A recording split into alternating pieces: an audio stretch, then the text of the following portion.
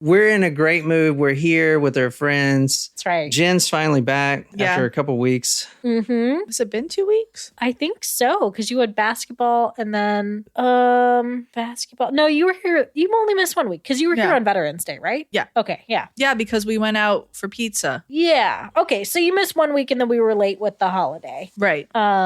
So maybe it just always feels like a long time. I know. Well, I almost had to miss a second week because I had guests that I wasn't sure were going to be gone, but they were. They were. You had gas? Gas. I always have gas, but I mean, everyone does. Normalize it. No, I saw this video on my favorite app, which will not be named, so John can't shame me. But Tinder? No. Hinge? Not that favorite app. No. But it was like, were you? The person was like, I just found out that there are such things as well, I'll say poot for John, so he doesn't get upset. But poot positive households and poot shaming households, and it's like, which one were you? And I was like, I definitely was in a poot shaming household, but when I have my own household, it will be a poot positive. This is a poot shaming household for sure. Yeah, like the humans don't. We have Natasha, Martin, Joanne, Faith, Sydney, Brandon, Desiree. Wow, we've got a lot of people. Yeah, everyone's here almost. It's good to see you guys. Welcome. We are having a good day. Jen, any new members this week? We did shout out the ones from last week that you had reminded us for, but let me see. I have to go back to our message and see who I told you last week. I think Lane. Yeah, did we shout out Lane? I think we shouted out Lane. She was the last one. Perfect. So keep on supporting us, y'all. We love it. We love having new members of our Taco Supremo fam. We do. Because only our Supremos are invited to watch this live stream. Mm-hmm. And I'm thinking by December or January 1st, we're going to make it even headlines exclusive. For any level. Yeah, for any level. Yeah. Mm-hmm. And that's, hey, Lane. I'm sorry. Oh, what's up, Lane? Hey, Lane. And that's Welcome. just... Lane, are you... Sorry, male or female? Sorry. You can't ask that, though. What's you your gotta pronoun? say pronouns. What's your pronoun? I just learned that yesterday. What's your pronouns? I wasn't sure if Lane was for Elaine or, I thought it might be Laney. Yeah. I have Laney Bach. He, him. Hey, Lane. What's up, dude? Oh, sorry, man.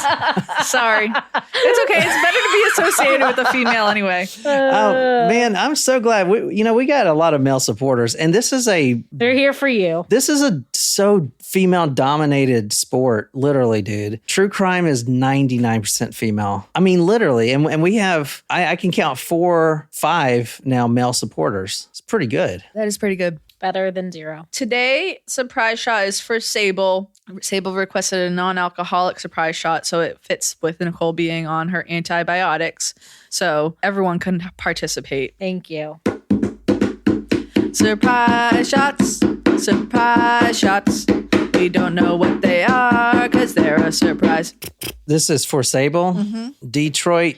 Was that orange juice? Is it orange juice? Yeah. Thanks, Sable. Needed that vitamin C. We are going to January 9th, 2020, and we are on the Google Earth right now. All right, here we go. This is in Thailand. Do you know where Thailand is? Yes. All right, we're going to Thailand tonight. This is in Bangkok. There's a lot of bangs in this story. I'm just going to let you know. It's like Bangkok, Bangkok. Oh, I didn't know there was more than one bang city. Yeah, the actual killer drives a bang bus. Like from It's Always Sunny. All right, tonight we are going to 47 Soi Phat Kasim, Bangkok. This is the location right here. And it is this property. It's huge. So do you see the square right here that's surrounded by the 3 lakes? Mm-hmm. So this entire property is one guy's property. He owns this entire thing. So all through, like that whole big square with the green? Mm-hmm, that entire square here. Wow. So the guy is wealthy because look at all these homes here. Yeah. And they have no land. Mm-hmm. It's like my town. I mean, this is probably public land or something, maybe, I don't know. But this like farming land? Yeah. farming land, yeah. But most people don't have any land. And this guy he is an heir to a property fortune. And this is the property right here. Okay. All right. So we are starting tonight with a missing woman. Her name is Warrenthon Kaikik. All right, this is her right here. Probably like a teenager, though. I can't tell in the picture. Does she have braces, brown hair? She's actually 22. God, she looks so young. Maybe it's the pigtails. She's 22. And at the time of that photo, too, that was actually taken at her boyfriend's house. She just looks really young. And police are at that property I just showed you because they are following up on a lead because she goes missing. And the guy that owns this property is her boyfriend. Okay. And he's a 40-year-old man. She goes missing and Not sketchy at all. he's sort of a drug lord, a drug king. He's wealthy and he's got all these goons that do his dirty work. Okay. Anyway, a former goon security guard told police after this security guard got busted with drugs that he saw this man kill his girlfriend, this 22-year-old Warren Thorne Kakik.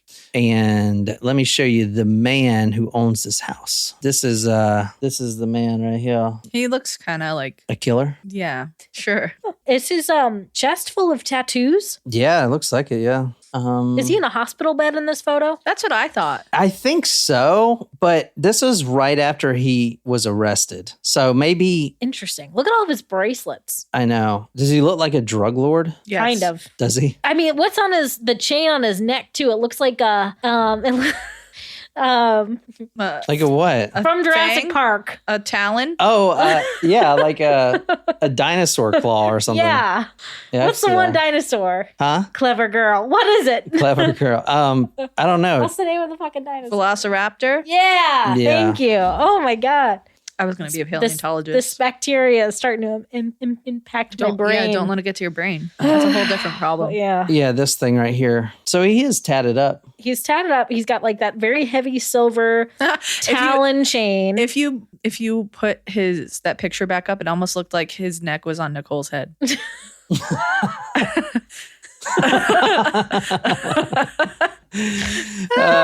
Nicole, you are now known as the Thai Ted Bundy.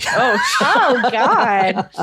Jeez Louise. All right. So this guy, which I don't like that name. He's got a way cooler nickname. All right. I don't want to give it away yet. Is it Dragon? No, it's not Dragon. I feel like it would be Dragon. Yeah. Well, it's cooler than Or that. the tiger. I'm gonna try- get what wild animal is in Thailand? A lot. tigers. Yeah. Yeah. No, but his name is way cooler than that. Okay. All right. I'm gonna tell you. Okay. His name in the media, he is known as Ice Metal Casket. Pretty sick, eh? No.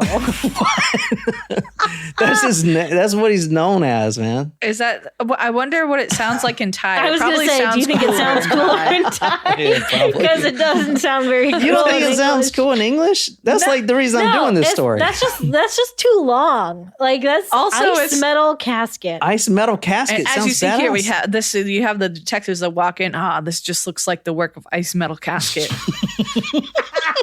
Yeah, it's too long. It's not as cool as he thinks it is. Oh, Did yeah. he self name it? No, Or everyone knew him as that before he was arrested. white metal casket. Do you think he was going with like a full metal no. jacket? No, Ice Metal Casket. Ice metal jacket. Sorry. Ice Metal Casket. Ice Metal Casket. Do you think he was trying to go for like a full metal jacket? He name? didn't even name himself. Everyone in the town. I'm just trying to figure it out. Did he put like people in freezers? Is that why? Because like a freezer is kind of like a metal Oh. ice metal casket. All right. Was he a fan of Vanilla Ice, you think? No.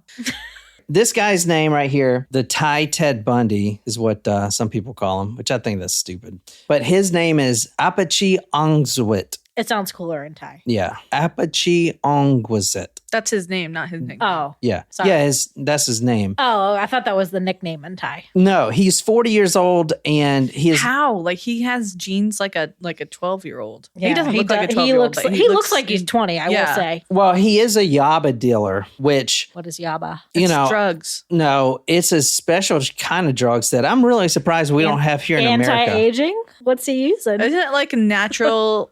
No. something? So I'm really surprised we don't have yaba over here. I think it would sell really good. It's known as the crazy medicine. Yaba is a Thailand drug, which is a combination of meth and caffeine. It would because meth needs more of an upper to it. If you lace it, if you cut your meth with caffeine, it'll be stronger. You can sell less of it and make more money. I just think people should, they should do that here to maximize their profits. If they're going to do it, it's a smart idea. All you got to do, caffeine's cheap. You can get caffeine in powders. You just take meth and just, lace a little bit in it and then sell it. And people will get higher. They get a lot higher with it. Brandon, can you put a statement out for PR that we do not condone dealing meth? Brandon draws stuff now. Oh, who's the PR intern then? She ain't here. That's why I can say what the fuck I want. Oh, shrimp. All right. Anyway, so January 9th, 2020, cops are in his house. They do find 1,100 yaba pills. So I'm guessing they look like just regular meth, but you could take meth in a pill form? Yeah. That was where my head was. Well, I thought you did meth with like the... Yeah, but you break it up. It's like it's a fine powder and it's just cut with caffeine. We do not know a lot about drugs. Clearly. Anyway, police descend on this property, which is a huge property, and they do enter the house. They find over 1,000 of these yaba pills. They know he is a big drug dealer. Everyone's also really afraid of this guy around town. They know who he is. They stay away from his property, and they also know that people go missing that he's in contact with.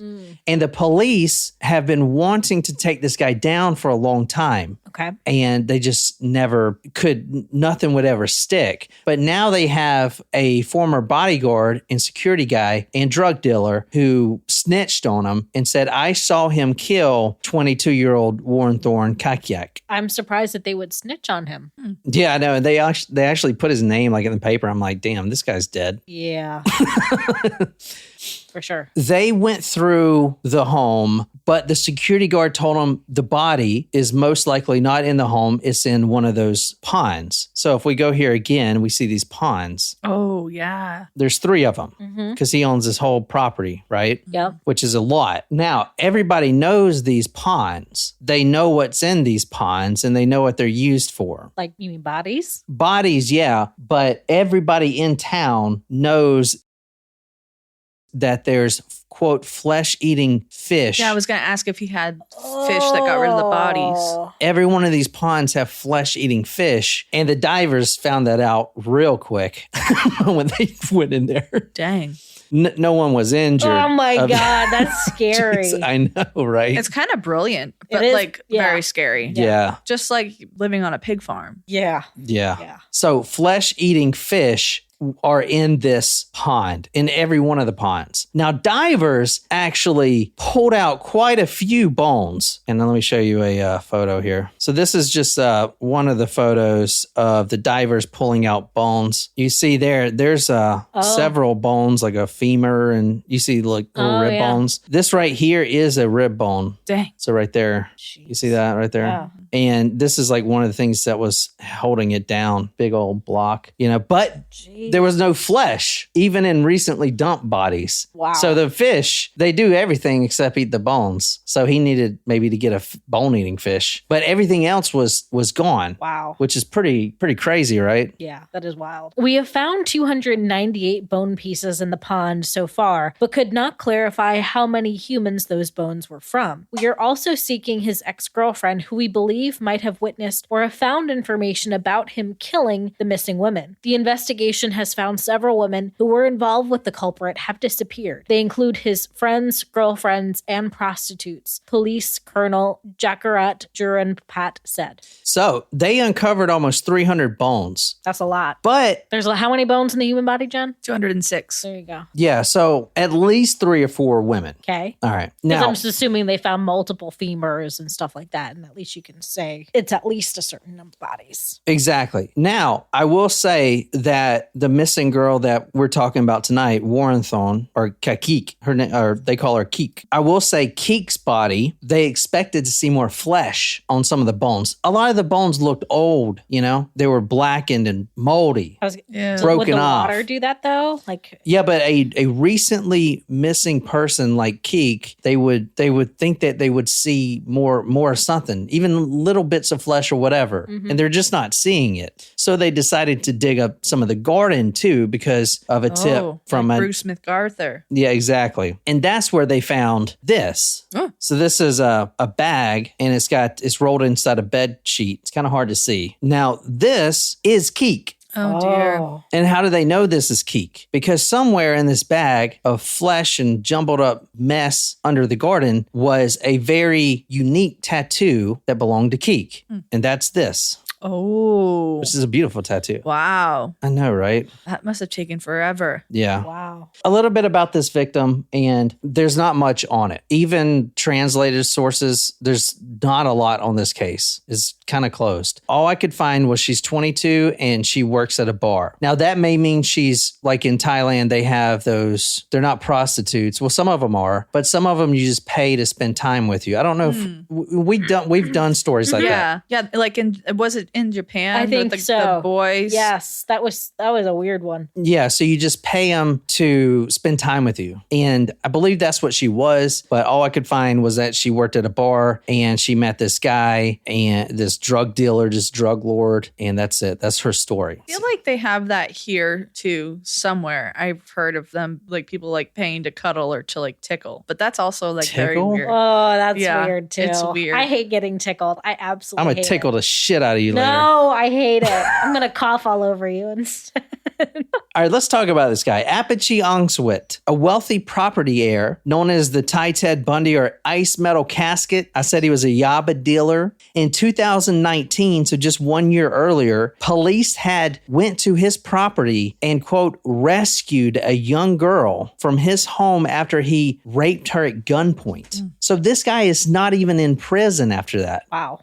Is there a lot of corruption in Thailand where that's why he's not in prison when he's so prominent? I mean, I feel like that's common in mob situations in general, even here. But is that part of it? I think that is part of it, but I also saw that the police there really wanted to get this guy too. Oh, okay. So, but the fact that, he's not in prison after that is kind of weird. Anyway, this guy's childhood, this is father and son. The father set up all this for the son. He was the one that owned this property, the father who actually died about 20 years earlier and left this to his son. He was the owner of the largest market in town, the Ongwisit market. The father was also a piece of shit. He was arrested and charged with murdering a 15-year-old girl. He owned this market in town, and he was a very ruthless businessman. He sees this 15-year-old girl walk up to a fish tank in one of his market stands, and she taps on the case on the front of the glass, and it, quote, distressing the fish. It's like in Finding Nemo. So that angered the father enough to drag her off, kill her, dismember her, and then leave her in a box in an area now, which is now a shopping mall, just because she tapped on the glass and distressed the fish. So this guy that we're talking about tonight, the son, I mean, you could see his background. The father has killed this girl just for doing that. That's really ruthless. Yeah. The father did get sent to prison, but like Nicole said earlier, it was a corrupt system, and he got released relatively quickly, like less than a year, for killing, murdering, dismembering, and putting a girl in a box. He got less than a year. When he got out, however, he was knocked off. Someone done shot him. It was an organized hit. No one has ever been arrested for the hit, but his wife fled the country. Interesting. And everyone thinks that the wife organized the hit. Wow. Hundreds of bones were found belonging to young women that were submerged in this pond. And you can see this is actually what they were buried under. So yeah, they were put in the pond with flesh-eating fish, but they were also weighed down with this thing. It's like a big iron gate. So the bodies were under that, and the fish were picking at them. It's terrible. Ugh. Yeah, it's very drug lordish, isn't it? It is. They find bodies, a lot of bodies, and he's not admitting to anything. They do find his girlfriend's body, and the autopsy shows that she's been beaten. However, he says that a dumbbell fell off the shelf and hit her and killed her. They were having an argument, an altercation in the house, a quote, violent fracas, and she bumped into the shelf and a dumbbell fell off and hit her chest and killed her. That was what he first said to police. Elaborate. Why would you have dumbbells on a high shelf? Also, yeah, that's a good point. If it fell off the shelf, wouldn't it hit her in the head, not the chest? Yeah, she would have to be like laying down if it were to hit her in the chest. Yeah. Good call. It did hit her in the chest area because... Or was she just, did she just get blunt force trauma to the chest? Yeah, like because... kicked her or something. The autopsy said that she had a severe injury to the right cavity of her chest, which they could later see in the autopsy. Now, they found her in a bag, all right? So... Yeah. Like, even if so it was an obviously accident, what he says is truth. Yeah, right. So this is a stand-up guy right here. So eventually we found out what actually happened. And this is what makes the guy so vile. According to the Thai examiner, Mr. Apichai then tortured her after binding her at the hands and ankles and placed her in a metal casket, which he kept in his bedroom for such a purpose. This is why he's known as Ice Metal Casket, because he takes a casket, a coffin, completely metal, and that's how he kills his victims. He puts them in the casket, which has no ventilation.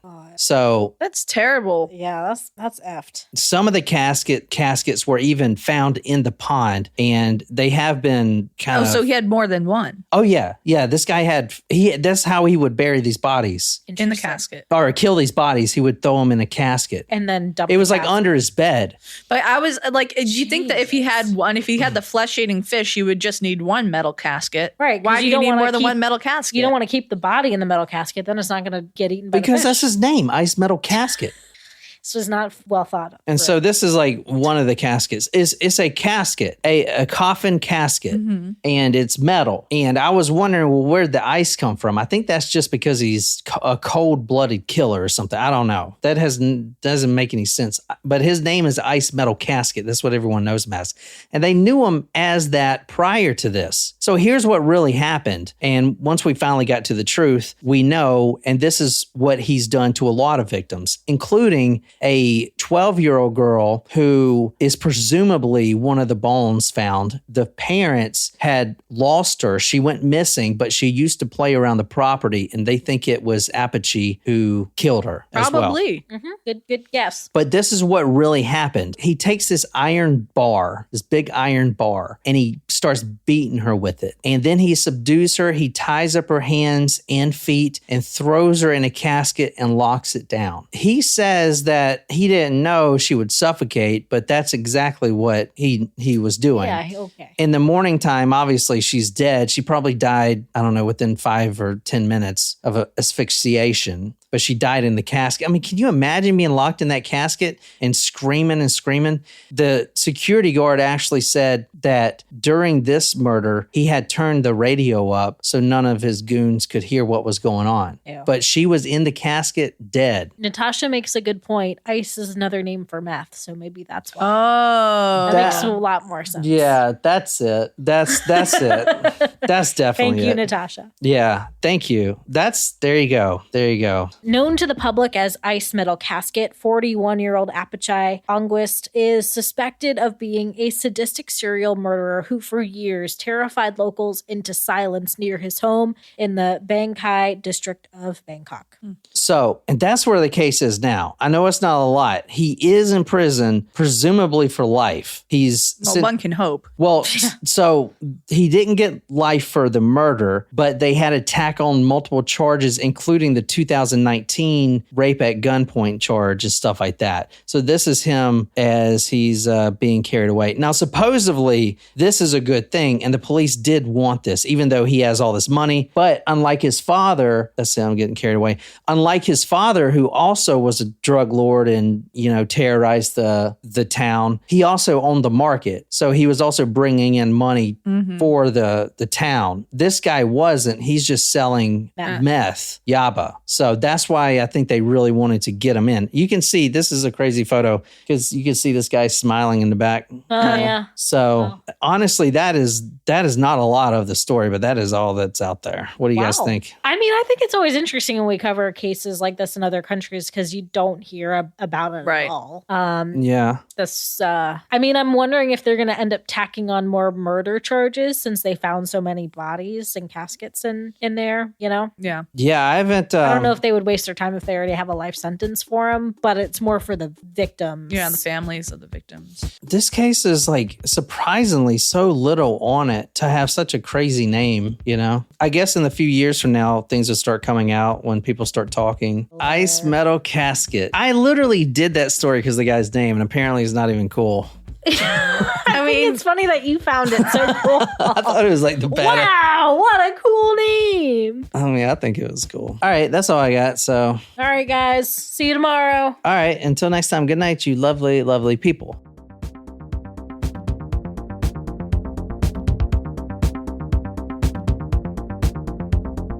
I kind of run this shit.